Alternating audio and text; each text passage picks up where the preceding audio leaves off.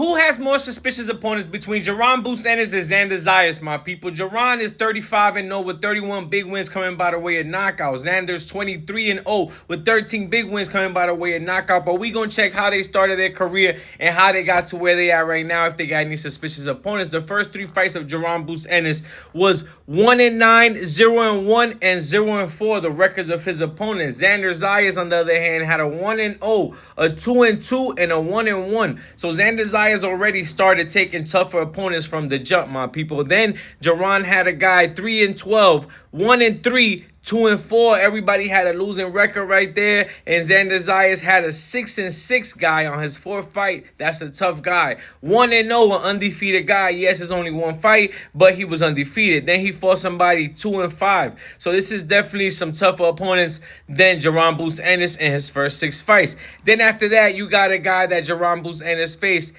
at 2-4, 4-2, 3-4, then 28-16. Xanderzayas, on the other hand, has some guys at 6-1, 8-1, and then 11-3. So he's facing tough guys, and he's already facing guys that have more than 6 fights, 7 fights, and only got 1 loss. You see on Jaronbootsennis' record, he didn't face nobody this early with only 1 loss, my people. Then Jaronbootsennis faced a guy that was 25-26, 16-20, and 6-32. Xanderzayas faced a guy that was 11-1, 9-3, 9-1, my people. So you can tell right here that Xanderzayas, his whole career, even from the beginning, took some tough opponents, you know what I'm saying? Way tougher than Jaronbootsennis. After this, Jaronbootsennis got a couple other guys, 6-32, which I would still say is suspicious.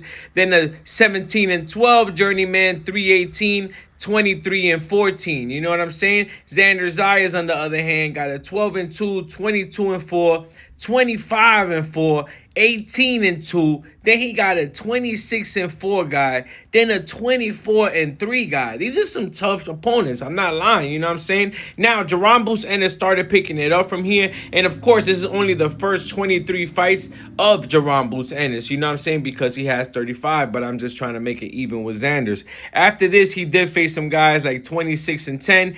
18-0. He faced the undefeated guy. Then 24-5.